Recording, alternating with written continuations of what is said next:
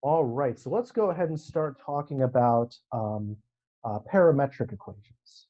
So that's going to be our first of the two between parametric and polar equations. All right, so normally when we're trying to draw things, we usually, if at all possible, write what we're going to draw as a function, y equals f of x. And as you probably learned before, y is what's known as the dependent variable, and x is the independent variable. So what this means is that if we choose what x is going to be, that determines what y is going to be. So this is pretty basic. This is just what functions are. So if I want to draw a function, like let's say, for example, I have y equals x squared, pretty much know what the parabola looks like. It looks something like this. Then notice that whenever we have a function and we're graphing it, it's always going to satisfy what's called the vertical line test. So I could draw a vertical line anywhere I want, and it will only pass through the function at most one time. So we can't have it going through twice or three times. It could go through zero if it's not defined there, but it's not going to go through more than once. It says y equals x squared is a function, it passes the vertical line. So in an ideal world, everything we would graph would be functions, but unfortunately, not everything we're interested in ends up being a function. So one big class of curves that's not a function are circles. So remember, a circle has the equation x squared plus y squared is 1. That's at least for the unit circle.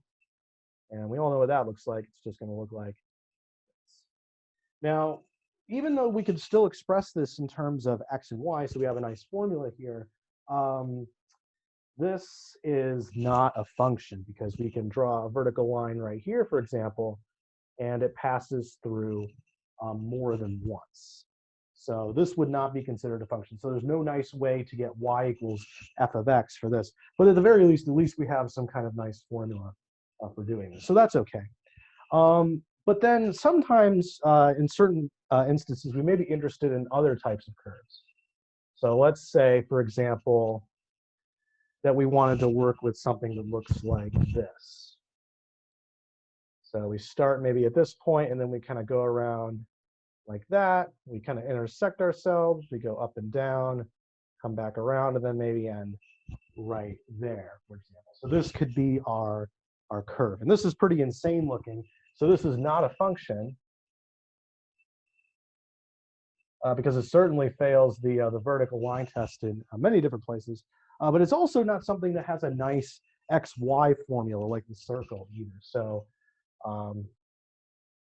there's not, at least to my knowledge, a good XY formula for this. So what are we supposed to do in this instance? What if we actually cared about something like this? Like maybe this was the path the pirate took to look for a treasure on the island or something like that. Or a more serious example, maybe it's a particle moving through space and we want to track its motion and it moves like that. So how are we supposed to do this? Well, this is where parametric equations come in. This is what we're going to be learning. By the way, a lot of times I'll abbreviate this as PAR. So parametric equations are PAR. So what is that? Well, instead of having y as a function of x, we now have separate functions for both x and y. So x of t, and this t is a new variable. X depends on this variable t in one way, so that maybe that's f of t. And then our y depends on t in perhaps a different way, maybe like g of t. And these are called parametric equations. So what we've done is instead of having y depend on x, now both x and y depend on this new variable t, which, by the way, this is called a parameter. You can think of the word parameter as sort of synonymous with variable. It's kind of something that we're changing and it affects x and y. So now both of these are dependent variables, but the thing is they're not dependent on each other. So that means that we're not bound by the vertical line test. Since x and y don't have a dependent relationship anymore, at least not dependent on each other, it doesn't need to satisfy the vertical line test. So that allows us to draw things like this. And also we have more freedom since we have two different functions to write here. So it's a lot easier to write equations for things like this if we have two functions to manipulate here. So this is kind of the strength parametric equations. Let me give you an example of one. Let's start with something a little more familiar before we get into weird squiggles like that. Let's say I wanted to find a parametric equation for the unit circle. Okay, so there's a unit circle right there. Now that one actually has an xy equation. It's x squared plus y squared equals 1. But let's say we wanted to find parametric equations for this. So that means we need x of t to be something and y of t to be something. What I'm going to do is I'm going to have x of t be the function cosine, and I'm going to have y be the function sine. Now, why on earth would I necessarily do that? Well, if we look here, we have x squared plus y squared is 1. This kind of reminds us of the Pythagorean theorem. So for a circle of radius 1, I have this squared plus this squared is going to be 1. Now, if I plug these functions, x into here, so I have cosine squared of t, and I do the same for y, so I have sine squared of t, well, we know that that's also going to equal 1. So it turns out that by selecting these guys to be cosine and sine, that will satisfy the same equation. So we could use these as parametric equations for our circle. Now, what are we doing here? Well, first of all, I want to talk about why we use the variable t, why we use the letter t. So parametric equations, their most common application is in physics and looking at the path of particles that are moving around with respect to time. So this t you can kind of think of as time, and what these equations tell you is the position of a particle at any given time. So for example, if I start at time t equals 0 here, cosine of 0 would be 1, so that's x equals 1, and y would be 0. So at t equals 0, my particle would be right there. And then what's going to happen as time increases, it goes along, it's going to start moving along this curve. So maybe I go to time t equals pi over 2.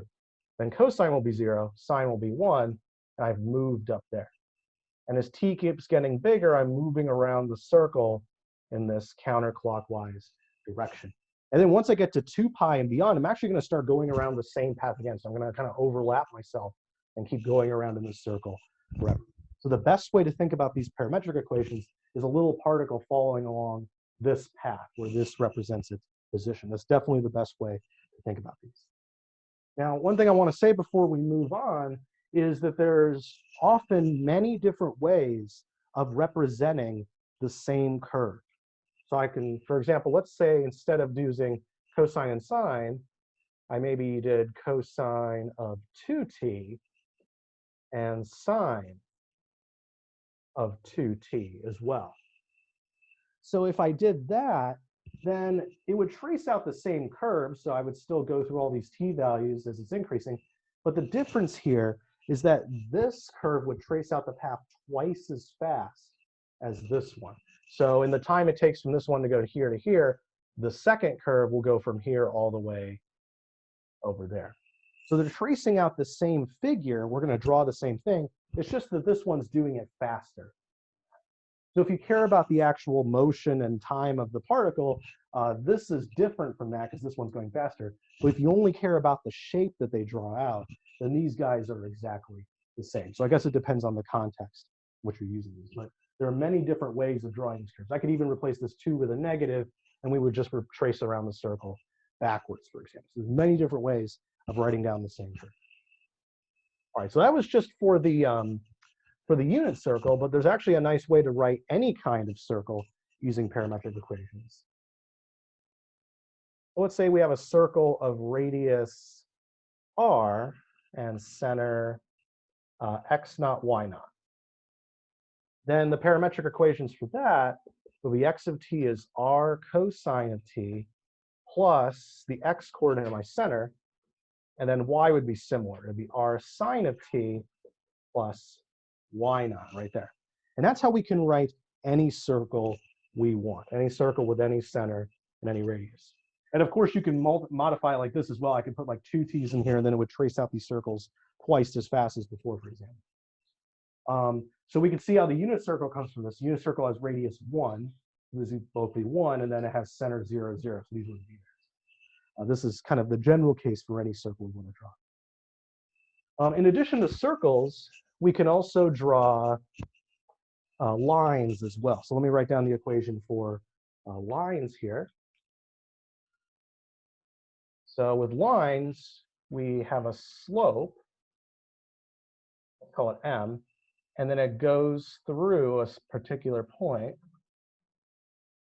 Let's say it goes through x naught, y naught, whatever that is. Then the equation for a line would be x of t is t plus whatever that x naught is, and y of t would be the slope times t plus whatever the y coordinate is. Now, bear in mind, this is actually just for non-vertical lines. For vertical lines, it's going to be a little bit different. Because with vertical lines, we have a consistent x value, so we don't ever want to change this. So for vertical lines, it'll be a little bit different. X of t will just be whatever the x value you want your line to be, and then y of t will be just t. So this way we can go through all of the different y values, because vertical lines go through all the y values, but we're keeping the same x value the whole time. So these are our two different cases for lines. So now we can draw any line we want. And you might be wondering, okay, well, why do I want to draw lines and circles? I already knew how to draw those with the normal coordinate system. Well, sometimes we need to use parametric for other purposes, and we're going to interact with lines and circles. So it's good to know how to write those in terms of parametric. All right, now let's go to a function that's a little bit strange. So we have our lines here. Let's say I wanted to draw something that doesn't fit into any of the molds so far. So let's say I have x is going to be t squared, and y is going to be sine t. And let's say I wanted to draw this just from 0 to 2 pi. So I don't need to draw it out forever. I just want to draw it from 0 to 2 pi. All right, now there are two ways of drawing curves that don't really fit into the circle or line paradigm. The first way is convert to xy equation and then just graph that instead. Now we won't be able to do this all the time because remember, not every curve has an xy equation that's nice to use. But when we can convert it, then sometimes we can see what the normal function would look like, and then we just draw that. So you can actually do that for this one. I'm gonna go ahead and do it. So I have x is t squared, right? I'm going to take the square root of both sides. So I have square root of x is t. And this time I'm going to pick the positive square root because all my t values are positive, meaning that I want this to be positive as well. So root x is going to be t. All right, and then since I know what t is, with root x, I have y is going to be sine of the square root of x. So this one that we're drawing, at least between 0 and 2 pi, actually is a function, and it's sine of root x. So if we happen to know what that looks like, or maybe we could use some of our Calc 1 curve sketching knowledge, then we can go ahead and draw that. But sine of root x, that's a little bit strange, even though we know what kind of curve it is. So why don't we try the second way of drawing it?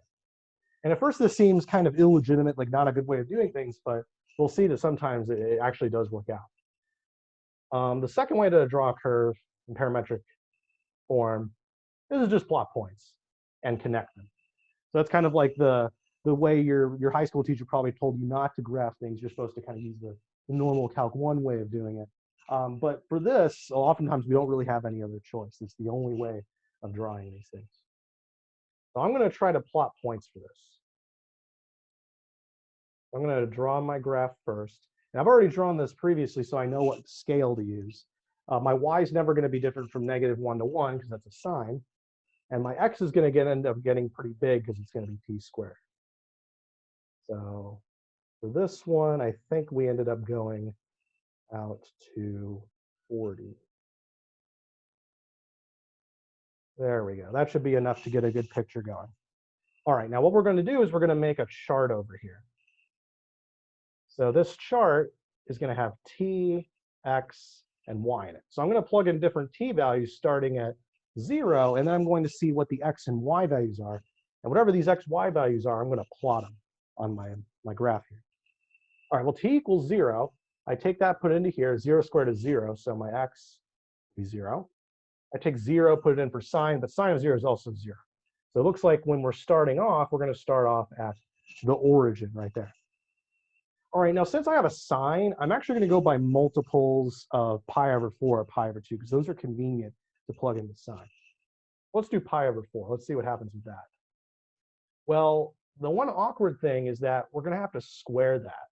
So we really have pi squared divided by 16. Let me write this 2 a little better. There we go. Now, when we have that, that's going to be some insane decimal, right? Because pi has infinitely long decimal expression.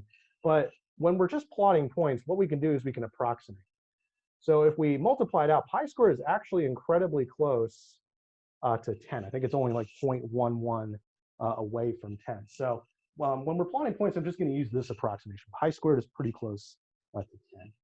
Also, here's a fact for people who've taken physics. Pi squared is also incredibly close to the gravitational constant g. It's even closer than it is to 10 right there. So that's kind of interesting. Some people use this approximation. Anyway, so let's go ahead and keep going with this. So I have pi over 4. I put that in for sine. That's going to be root 2 over 2, which is like 0.7 something. So I'm going to treat this pi squared like a 10. So I have 10 over 16, or 5/8. That's going to be very close to the beginning since my scale's on 5. Then I'm going to go up to like 0.7. So that'll be right there. So pretty much jumping vertically really fast. All right, I'll go to pi over 2 next. Let's see what happens there. Here I have pi squared divided by 4. 10 divided by 4 is about 2.5. So it looks like I'm halfway through this first interval. And then sine of pi over 2 is 1. So once I get about halfway through the interval, then I'm going to reach the top of the curve. We're going to reach sine is 1. And then let's keep going with this. I'm going to go by multiples of pi over 2 now. So why don't we plug in pi into this? So for x, we have just pi squared. And then for sine of pi is 0. Once we get to pi squared, or about 10, we're going to end up hitting 0. So if I were to kind of graph this curve so far, it's going to look something like that. So we have our first kind of hump of our sine curve right there. Now let's keep going. Let's see what this looks like. It won't just be a normal sine curve. At 3 pi over 2, that squared will get you 9 pi squared over 4. And if we do the arithmetic on that, that's going to be about 22.5. So we're going to be pretty much in the middle of the graph. And then sine of 3 pi over 2, that'll be -1. Once we're in the middle of this graph, maybe about right here, we're going to get to -1. So this next hump is going to be a lot longer than the previous one. And then finally, when we get to 2 pi, which is actually the end of our range here, we have 4 pi squared, which is about 40. That's why I went all the way out to 40. And sine of 2 pi is 0. I'll go all the way out to there, to 40. So what this curve ends up looking like, and we could actually draw this further out than 2 pi or even before 0. This is going to look like a curve that starts as a sine curve, but then gets increasingly shallower. Not shallower, it's taking an increasingly long time to complete its period as we go along. That's what this is like. It's kind of like a stretched out sine curve. And the further we go this way, the more we stretch it. But the moral of the story is we can do this by plotting points. And that's a totally fine way of doing these problems. And don't be afraid to make estimates like this. So don't be afraid to do something like pi squared is about 10, or maybe doing estimates for numbers like e as well. That's all totally fine. All right, so that's about all I have to say for now. So let me know if you guys have any questions, and I'd be happy to help.